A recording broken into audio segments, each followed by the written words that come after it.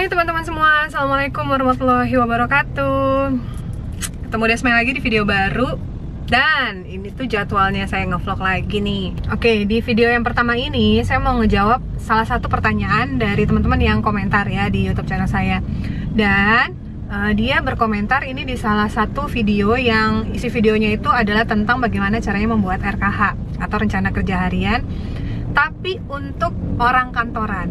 Nah, jadi kalau yang video saya sudah buat itu untuk teman-teman yang berbisnis dan juga ibu rumah tangga gitu kan. Nah, gimana nih kalau yang untuk kerja kantoran?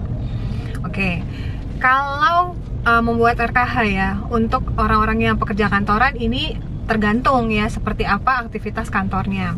Cuman yang pertama kali nih yang mau saya sampaikan adalah saya sangat salut ya untuk teman-teman yang misalnya dia bekerja juga, jadi dia punya tanggung jawab di pekerjaannya, tapi dia juga jalanin bisnis gitu. Entah itu misalnya bisnis konvensional yang dia jualan baju mungkin atau jualan makanan, ataupun orang yang menjalankan bisnis jaringan seperti bisnis MCI, tapi dia sambil bekerja. Itu kalau buat saya sih, bagi saya tuh keren banget teman-teman. Kenapa? Karena begini ya teman-teman, ketika kita bekerja, otomatis kan kita punya tanggung jawab ya atas pekerjaan kita gitu. Terus juga kita memilih untuk punya bisnis, otomatis kita juga harus punya waktu untuk bisnis kita ya. Jadi memang ya keputusan yang sudah diambil itu kan ya atas keputusan kita sendiri. Kita mau kerja aja atau kita mau bisnis juga gitu, atau bisnis aja gitu kan, itu semua keputusan dari diri kita sendiri.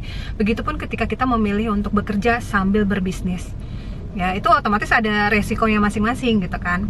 Belum lagi kalau dia juga seorang ibu rumah tangga, wah itu pembagian waktunya luar biasa gitu. Belum berangkat kerja, belum ngurusin anak gitu, belum ngurusin rumah, belum lagi mikirin bisnis gitu ya. Wah super lah gitu pembagian waktunya ya. Tapi kan ini seperti yang sudah saya sampaikan tadi, ini adalah keputusan. Otomatis kalau kita sudah bekerja, kita sudah punya penghasilan gitu, ditambah lagi kita mau berbisnis, berarti kan kita dapat dual income gitu ya. Otomatis di situ harus ada kerja kerasnya, harus ada pembagian waktu yang sebaik-baiknya ya kan. Bisa aja sebenarnya seseorang itu udahlah aku kerja aja udah cukup gitu loh, ngapain lagi bisnis, toh aku dari kerja juga udah dapat penghasilan.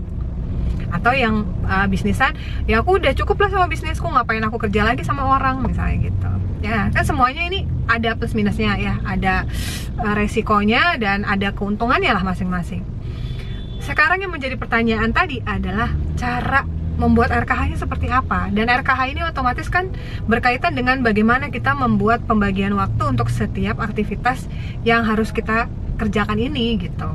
Oke, jadi buat teman-teman yang bekerja nih ya, gimana cara membuat RKH-nya supaya kerjaan jalan, bisnis jalan.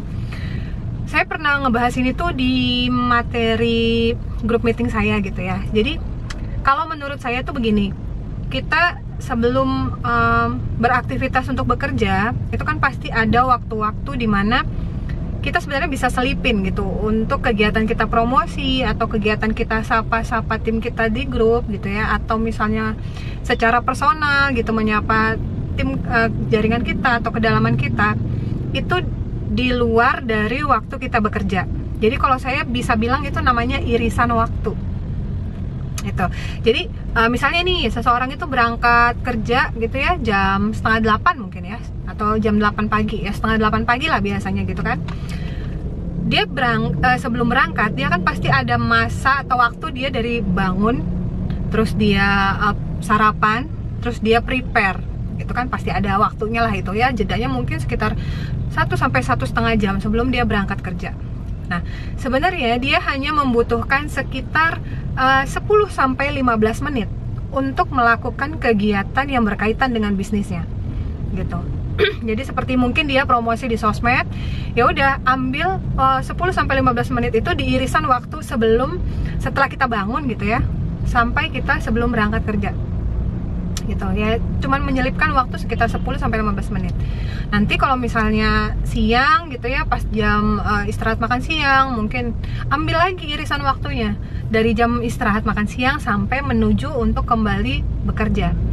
Selipkan lagi di situ waktu untuk kita yang berkaitan ya, waktu untuk kita manfaatkan yang berkaitan dengan urusan bisnis kita. Gitu, entah itu mungkin inputan, entah itu cek konsultasi mungkin ya sama upline gitu ya. Ambil waktu sekitar 15 sampai 20 menit gitu, itu udah cukup banget gitu. Jadi memang teman-teman ya, mungkin tidak semudah yang saya sampaikan juga. Misalnya, oh Mbak Des memang nggak ngerti gitu ya, kerjaan saya tuh padat, saya harus meeting terus misalnya gitu, saya dibawa kontrolnya bos saya terus, sehingga saya tuh nggak mungkin bisa Mbak pegang handphone kalau sambil kerja. Ya makanya jangan pegang handphone sambil kerja ya, tapi ambil irisan waktunya seperti yang saya sampaikan tadi, waktu diantara kita bangun sampai sebelum berangkat kerja, terus waktu siang itu antara jam kita istirahat makan siang sampai sebelum kita mulai kembali kerja. Dan irisan waktu untuk sore harinya adalah ketika kita setelah pulang kerja sampai dengan waktu kita istirahat tidur gitu. Jadi saya sebutnya itu irisan waktu. Memang tidak semudah yang saya sampaikan. Misalnya, oh karena Mbak Desmai kan nggak kerja gitu ya, mana Mbak Desmai tahu gitu gimana sibuknya orang kerja gitu. Itu tadi seperti yang saya sampaikan, ini kan keputusan yang udah kita sendiri yang ambil gitu. Kalau kita pikir aku sudahlah cukup ya pakai gajiku aja udah cukup, nggak usah bisnis ya, berarti kita dapat satu keran rezeki gitu. Tapi begitu kita memutuskan, kenapa enggak, kalau misalnya aku bisa sambil kerja tapi aku juga punya penghasilan dari bisnis, kenapa enggak ya, artinya kita akan dapat dua keran rezeki gitu. Tapi ya otomatis effortnya, usahanya akan lebih daripada kita bekerja saja atau kalau kita berbisnis saja gitu teman-teman. Nah terus Mbak Desma gimana, RKH-nya cara bikinnya gimana nih gitu ya. Saya tidak bisa menentukan seperti apa teman-teman untuk per waktu-waktunya dan apa aja yang harus dikerjakan, itu kan saya nggak bisa nentukan ya. Yang tahu kan teman-teman sendiri gitu, apa yang perlu dilakukan yang berkaitan dengan promosi, atau yang berkaitan dengan menghubungi tim, atau mungkin untuk diri kita sendiri gitu ya, entah itu misalnya untuk kita mempelajarin produk atau apa segala macam gitu yang berkaitan sama bisnis kita gitu.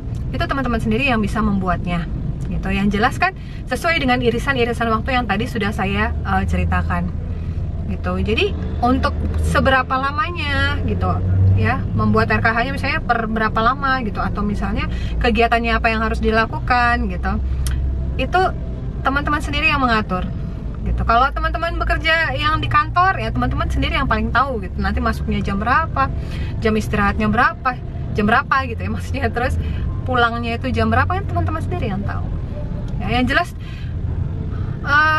itu tadi sih, bekerja sambil berbisnis itu pasti akan ada price-nya, akan ada harganya gitu ya. Harganya berarti kan kita yang bisa menentukan mau sesibuk apa di pekerjaan atau di bisnis gitu kan ya. Semua berarti harus dikerjakan dengan porsian yang sesuai dengan yang teman-teman mau. Lebih banyak di kerjaan mungkin karena tanggung jawabnya lebih banyak di pekerjaan. Bisnisnya ya udah sambil-sambil aja gitu, itu juga boleh. Atau misalnya udahlah aku banyakin ke bisnis, gajiku loh orang nggak seberapa juga misalnya, dibanding berbisnis lebih besar nih yang aku hasilkan, berarti waktu yang aku punya lebih banyak untuk bisnisku daripada pekerjaanku. Silahkan ya. Itu teman-teman semua yang punya keputusan dan punya hak untuk mengatur. Jadi terjawab ya, seperti apa membuat RKH untuk pekerja kantoran. RKH-nya tergantung dari kegiatan teman-teman sendiri dan seperti apa kepadatan jadwal dan pembagian waktu yang teman-teman mau berikan untuk pekerjaan, untuk bisnis, dan untuk keluarga gitu. Intinya ambil di irisan waktu, itu aja ya teman-teman. Pahami tentang irisan waktu itu di bagian mana aja ya. Jadi tetap aja sih itu semua kembali ke komitmen teman-teman ya. Kalau memang komitmennya pengen bisnis dan pekerjaan jalan semua, otomatis teman-teman effortnya juga lebih besar untuk kedua hal ini gitu. Jadi salut lah buat teman-teman semua yang sudah bekerja tapi memilih juga untuk berbisnis. Maka teman-teman itu luar biasa. Kalau menurut saya hebat banget, lebih hebat daripada yang hanya sekedar ibu rumah tangga seperti saya. Karena kalau kayak kami kan ya waktunya bebas gitu ya, bagaimana kami mau mengatur itu untuk bisnis gitu, tinggal diri sendiri aja. Tapi kalau orang yang sambil bekerja, dia benar-benar harus membagi fokusnya, konsentrasinya, waktunya, tenaganya itu untuk pekerjaan juga dan untuk bisnis juga. Apalagi kalau yang berkeluarga dan sudah punya anak, waktunya lagi di rumah untuk keluarga. Luar biasa. So, sukses buat teman-teman yang punya dual income dari bekerja dan dari berbisnis ya. Semangat terus dan semoga dimudahkan semuanya ya, untuk prosesnya, untuk pembagian waktunya, untuk konsentrasinya, untuk tenaganya ya, makin luar biasa, makin sukses lagi ya. Jadi jangan mungkin tidak perlu memilih ya, apakah hanya harus boleh bekerja aja atau berbisnis aja. Kalau teman-teman memang merasa sanggup untuk menjalankan kedua-duanya, it's okay. Yang penting teman-teman senang gitu melakukannya ya. Jadi bukan kayak pusing, tertekan dan under pressure dan apa segala macam gitu. Yang penting teman-teman jalaninya dengan menyenangkan dan dengan senang hati. Oke ya, segitu aja untuk menjawab pertanyaan teman-teman yang ada di YouTube channel saya. Semoga bermanfaat dan semangat terus, semakin luar biasa, semakin sukses dengan dual income dari bekerja dan dari berbisnis. Desmai pamit dulu ya. Kita ketemu di video yang kedua.